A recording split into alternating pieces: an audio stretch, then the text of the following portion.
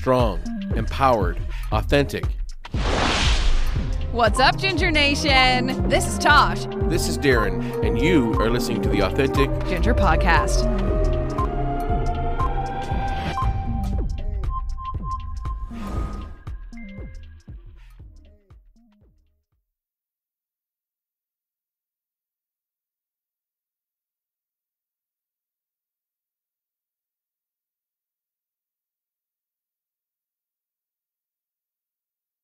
Welcome to the Authentic Ginger Podcast. I'm Tosh Taylor. And I'm Darren Roach. And on today's show, we have the best dressed redhead in the real estate market here in Eastern Canada today, Jonathan Lander, otherwise known in the market as the Redhead Realtor. Jonathan, welcome to the show. How are you doing this morning? Good. How are you guys? Thanks for having me on.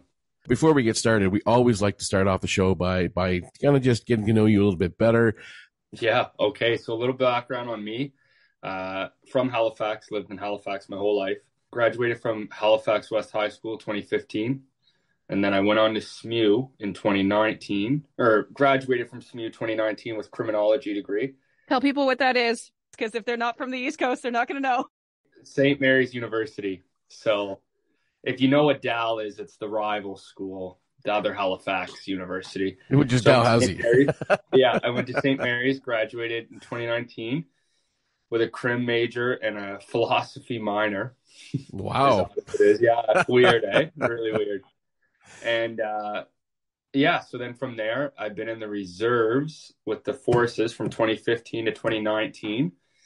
And then when I graduated from university, I was still bartending, serving, or what have you. And I said, you know what? I mean, why not just get into the right force? Get, truthfully get 4 years of salary under your belt, right? Because I would have been 21 when I signed that 4-year contract with them. So I said, You know what? Why not get some money under the belt at a young age, some guaranteed. And it worked out because when the pandemic hit, I still had work. Right. But aside from that, still in. My contract is up in November. So I don't plan. I won't be resigning just to, focus on real estate 100% of the time. Aside from that, I got into real estate in 2021, I believe. I'm sure we'll dive into that a little bit more later on. But so that was that. And fast forward, okay, so being a redhead, I think it's been pretty normal. Like, I remember, one thing I do remember is I think I was right around that, like, junior high age when that South Park episode came out. Yep. So I remember, like, that was funny. Like, I was never tormented or anything like that for having red hair. But definitely when that episode came out, in junior high school, that's, everybody's watching South Park and all that stuff. So, of course, you go into school or whatnot and, oh, yeah, you're getting the South Park references about not having a soul. And that YouTube video, what was that one from years ago? The kid, that redhead was like, I do have a soul, and all that. I find that hilarious, right? Like, it's too funny. So you took it in stride. I mean, it wasn't a negative experience all the way around. Oh no, I was never like horribly bullied or anything like that for having red hair.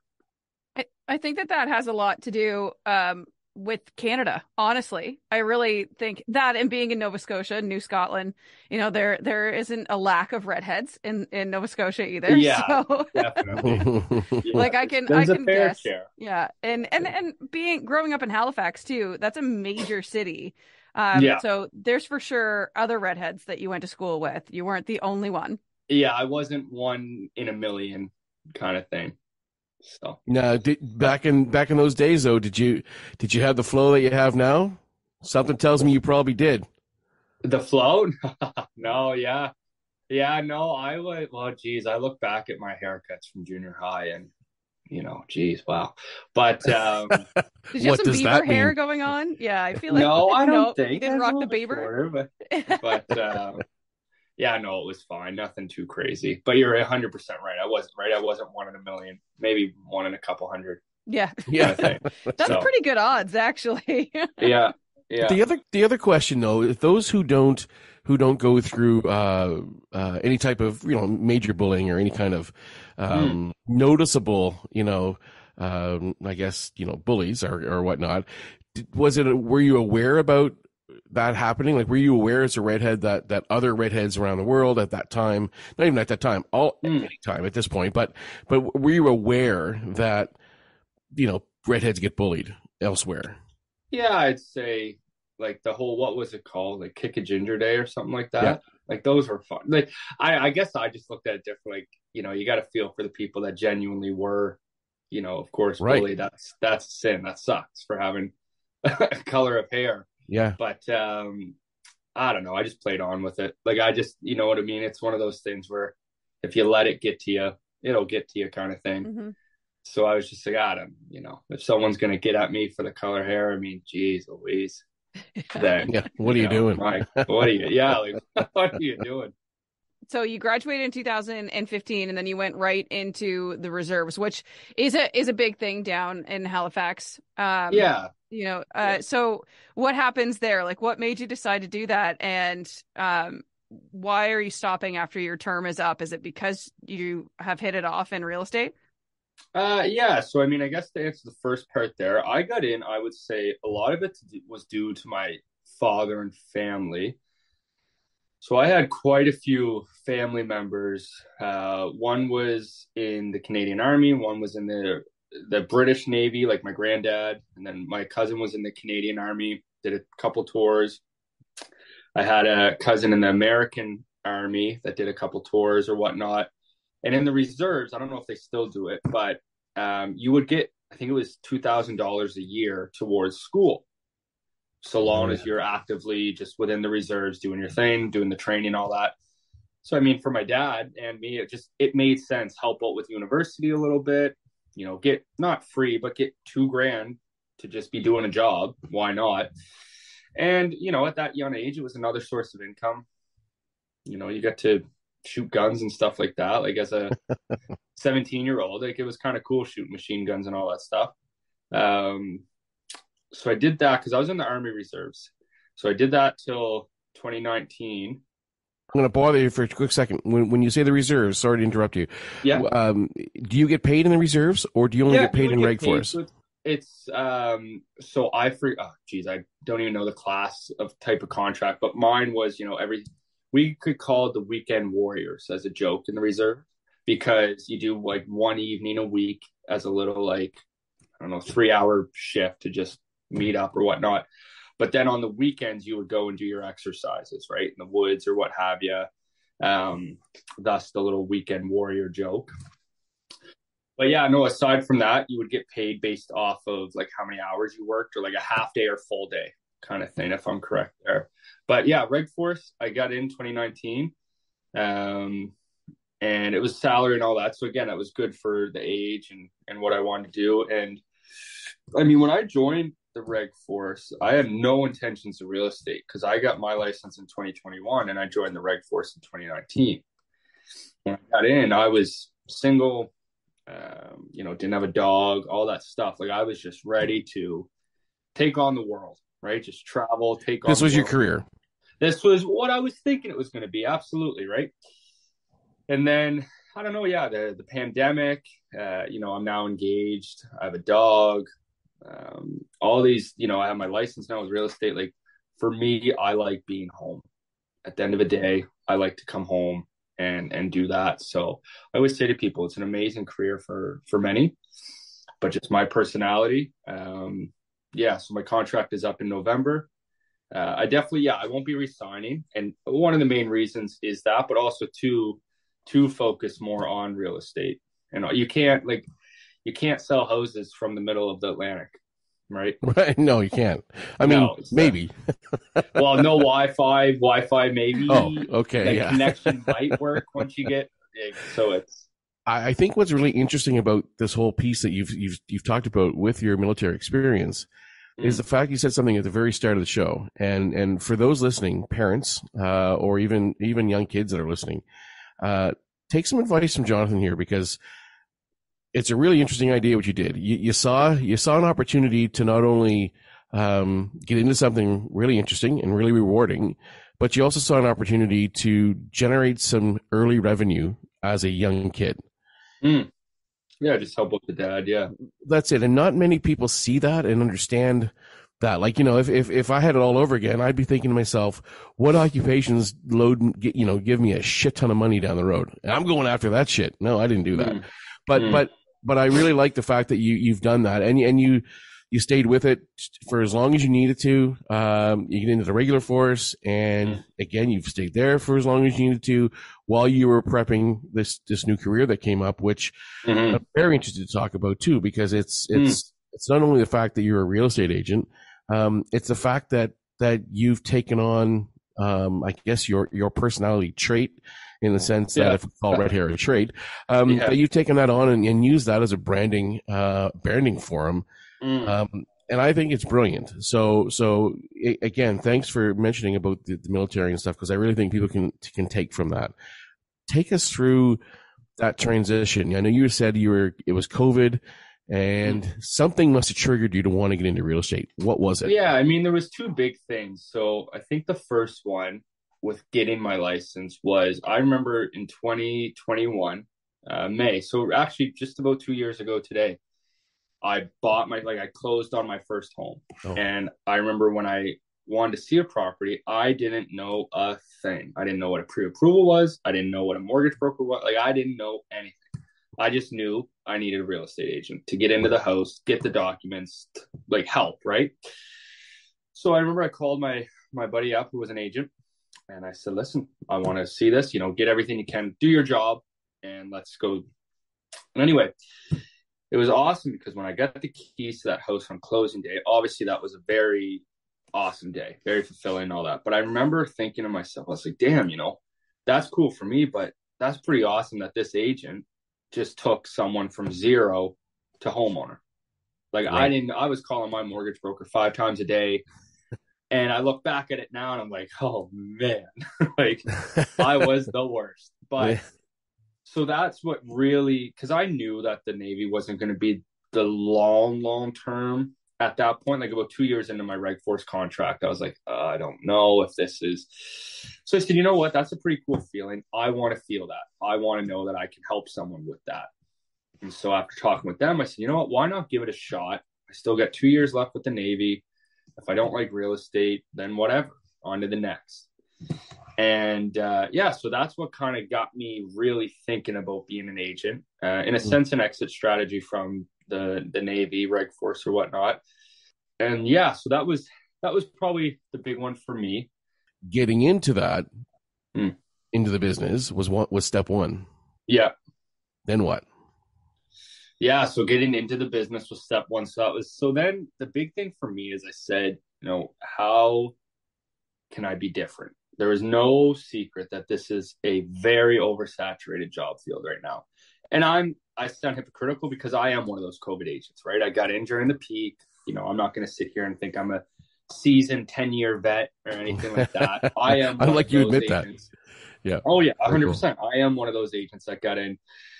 So I said, if I'm not the problem, but if I'm one of those people getting in and oversaturating this job field, how can I do something different? How can I not just be a first and last name? Not to say that that's wrong or anything like that, but just business wise, I wanted to do something different. And I remember my fiance's father and I were having a couple pops, we'll say, one night. And he has a business up in New Brunswick or what have you. So it's, everybody has advice, but who do you take your advice from? Right. So with business, I was like, this is a great opportunity to talk to somebody here. And he just said, you got to be different. At the end of the day, every real estate agent. So for example, if you want to go buy a house tomorrow, doesn't matter if it's me, Jimmy, or whoever, you're going to sign the exact same documents with me or with them. So the big thing is, how are you going to stand out to be picked, to be remembered? And, obviously you got to do your job, but so he just said one night, he said, you gotta own what you got. And he said, fuck man, you got red hair. I said, yeah. And so he said, you gotta go on it. Right. So it just came up and I said, you know what, if I'm going to do this, I got to own it. And at the start, being 23 when I got my license, you're posting all about on social media. You care if someone unfollows you, all that stupid stuff. Right. But then I think it was one day that was the best thing that ever happened. Is I just was like, you know what? If you're gonna own it, you gotta just own it. Who cares? Go after it. And so I think that was the best thing that I ever. And yeah, so for me now, it's the brand. I find real estate follows the brand, which is great. That's my biggest thing. What kind of clients are you finding yourself working with, especially with, it's kind of hard for a first-time Certainly. home buyer Yeah. to buy a house right now. So are you finding yourself, especially with you being so new to home ownership, are you finding yourself dealing a lot with first-time buyers? Yeah, I mean, I would say, so I look at it this way, like I would say my biggest way of business right now is social media. Just people hearing that name. So I look at it backwards, right? So my following is roughly around my age, 25, Perfect. to whatever. So a lot of 25-year-olds aren't selling their home. In fact, they don't have a home yet. So I would say a lot of my clients that have closed on deals, majority of them are first-time home buyers. Because I like to hone in on the fact of what I was just talking about, of me buying a house and not knowing anything, right? I talk to them like, listen, I've been in your shoes. I know exactly what you're going through.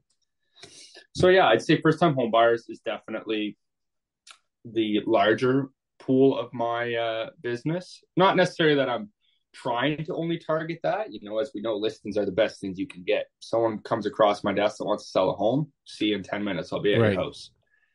But just based off of the following and what is getting reached out to me, I would say first-time home buyers are definitely the ones that are reaching out the most. I think that's brilliant because, if I must be honest here, I can't believe I'm going to say this on our show right now. I was going to be one of those COVID realtors. I studied. Yeah. I took a year to do it. I failed once. Yeah. Wrote second time, failed second time.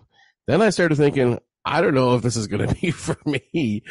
So I know I kind of had this feeling of, and I was in the same, I was kind of putting the cart before the horse in the sense that I was starting to think about branding even before I had a license, and so when it didn't happen and I had the choice of going, maybe back to the real estate pool again and giving another full on go from start to finish. The other thing that crossed my plate at the same time was going back to school and finishing my degree from 1996, which ultimately I ended up deciding to do is going back to school. But I know what you mean, and when you start talking about the market and how it is, and the really interesting piece is that going after, not even necessarily going after the market you're going after, but because of your age, that's perfect because that's first-time home buyers are going to be long-time home buyers, future sellers, future home buyers, exactly. and they're just going to keep telling everybody else. So I think it's a great way to enter the market. And if you have the brand that's showing on social media as yours does right now, I think the sky's the limit here. It's been a long time since I can remember anybody having a brand in real estate that's a little bit above what the standard is, because everyone does try to do their own thing, and it's not knocking anybody's other ways. It's just when someone stands out a bit, they stand out. Yeah, I appreciate that. Thank you. I also like that you have it as your brand, but you're not gimmicky. You could really have gone with, cartoonish kind of photos that really, show your red hair. I'm just thinking here in Riverview, there was a political campaign and she ran on the gimmick of being a redhead, it was super cool. I like the idea. For the short term, you know what I mean? Yeah. Like that's fine for like a very short political run. But if it's something that you want on all of the street signs and you know what I mean? Like you don't want you looking like a jester. Yeah. I mean, I think, with a big cartoon photo. I say this story to everybody. And one of the big reasons why I dug into this brand is, have you ever, like my whole business is modeled around this one scene of a movie with, Will Smith and Margot Robbie. Do you know what movie I'm talking about? Hustle or Folk, whatever it's called, where they're up in the skybox and they're betting money against the star. And he says, pick any number on the football field. Do you remember what scene I don't. About? Okay, so I'll watch it after this. I will, yeah. You could easily find it. But it's my whole business is this one scene where he tells this gentleman to pick a number on the football field, and he gets Margot Robbie, his girlfriend, whatever at the time, to pick the number. So anyway, long story short, he scans and she goes 55, and he's like, how did you do that? And that whole day, he put 55 in front of him. Table 55. The bill was $55.55. Just everywhere he threw that number. So at the time, Buddy wasn't thinking about it, but when he scanned the field and saw that number, it subconsciously triggered him to pick it. So my whole thing is how can I be the 55 of real estate? How can I be, you don't even think about it, you just do it. So with the Redhead Realtor, there's kind of three components to it. My title is within my name, Redhead Realtor. You know that I'm not building homes. You know that I'm not any other job in the world. Redhead Realtor, done. Then the color red is one of the more prominent colors out there. I mean, you look behind you, that on-air sign, that's just popping right now. And then the flame emoji. So the goal ideally is to simply be, I need a real estate agent who should, before their sentence is even done, that redhead guy. Mm-hmm. That's the goal, is to be that 55. That's the whole business, just kind of wrapped up in one scene of a movie. It's incredible. I have one question for you. Do you want to come and manage this brand for me? Yeah. Because we've got red. Well, actually, we've got Binder. We've got the flame up here in the back. We're all set. We're halfway there. You and I should do. We could do some great business here. You could help me move things along. Yeah. Again, it's not surprising that you're starting to put up $1.6 million listings that I saw recently, which touched back to your earlier question, why did you leave the force and go into real estate? That might be one of them. I mean, yeah. I mean, I feel like never would ever diss the four. Like I even tell the people that are in still that I chat with at work, it's the military is, you got to have the right personality. For sure. Right. And it's just it's an amazing career. Like, I think there's so many amazing things about it. Like, I did my dive course with the forces, which is probably one of the coolest things I ever did. Right. And, but yeah, it's just, I like coming home at the end of the day. I don't want to be on a ship in the middle of the ocean for 6 months. Yeah. Yeah. Especially if you guys choose to have children, and it just makes sense. And like you said, you've got the dog too. And that makes a big difference. Yeah, I like my dog. Yeah, he's pretty cute. Yeah. Or she, whatever. Tosh is a big dog person, Jonathan. Huge. I am a big dog person. Yeah, absolutely. So, in your short period of time so far working as the Redhead Realtor, like, you're already winning awards. I'm seeing here. Like, I'm just scrolling through your Instagram right now. Yeah. And so things are working, huh? Yeah, I would say. I mean, it's for me, it's all about just be busy, right? Just try and be busy. I mean, it's funny though, like, kind of off track with that a little bit. Like, it's funny what social media can picture, right? It's your highlight reel. What's not on there is the amount of times I'm on my couch, sitting at my computer, like, oh man, I just closed on a couple deals, which is great, but where's the next one? I'm a year and a half in. I don't have that. My alarm clock in the morning is not someone calling me to sell their home right now. And so it's, I was watching this. There was a rapper named Kevin Gates or whatnot, and he was always just talking about how you got to remember that social media is that person's highlight reel. You're not seeing deals getting terminated in the back end. You're not seeing all the ugh of it. Right, because that's not what you want to depict, of course. Mm-hmm. But yeah, no, I mean, it has been a very rewarding year and a half, 3/4, I guess, wherever we're at now. But it's been fun. So, how many times in your short career at this point have you sold to another redhead? And does that come up? Because honestly, it will come up. I know it will. It's bound to. So, have you had that yet? That's right. We stick together. I feel like if I say no and then someone is a redhead and they're like, you forgot me.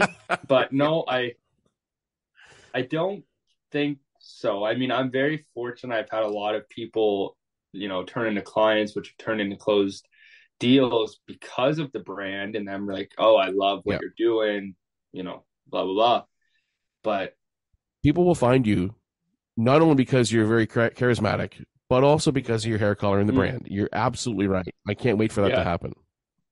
yeah, oh Right? yeah, oh yeah. You wait till I get a ginger client.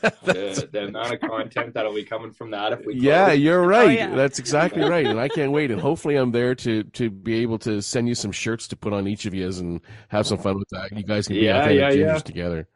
Anyway, one thing I always want to ask a realtor, and you can tell me no Yeah. or yes. Have you had like an experience where you've walked into someone's house and just said, no, I'm not selling this? Like this is disgusting. Or Um, have you ever walked into a place and just not felt okay with putting it on the market? yeah, I mean, full transparency, there was a property once. We did eventually end up selling it because, things happened from point A to Z. But I remember, and it's one of the hardest parts of a job is selling a property with tenants in it. And not hard like from the business side of it, but like just you feel bad. Like anybody that walks in is like, I don't give a, I'm selling this, I'm making money. Hey, if that's your personality, like you do you, but you walk in and I'm like, oh man, because the tenants are there and they're obviously they know what's gonna happen. And you're just like, oh, it's part of the job. Like it's what you sign up for, right? Because at the end of the day, you gotta work for your client. So if your client has a property with tenants and they want to sell it, you better sell it. They're hiring and then you're the bad guy. They're hiring you for a reason. Yeah. But I remember, I walked into a property once and there was a family and, unfortunately the father, I think, or like the older man was like not well. Like he was in a bedroom. The family was like, you are not getting into this bedroom to measure it or anything. Like he is. I was like, oh man. So I remember on the drive home, I called up that client and I said, listen, I will not bring this house to market with someone that is close to death. Like I am I am not kicking tenants out and being a part of this. If you want to go find another real estate agent, go ahead. But I cannot feel comfortable doing that. Like that would suck. Good for you. Anyway, long story short, a few months later, unfortunately, and then we were able to put the property up. But I just told her, I mean, you got to think about it from a business side of it too.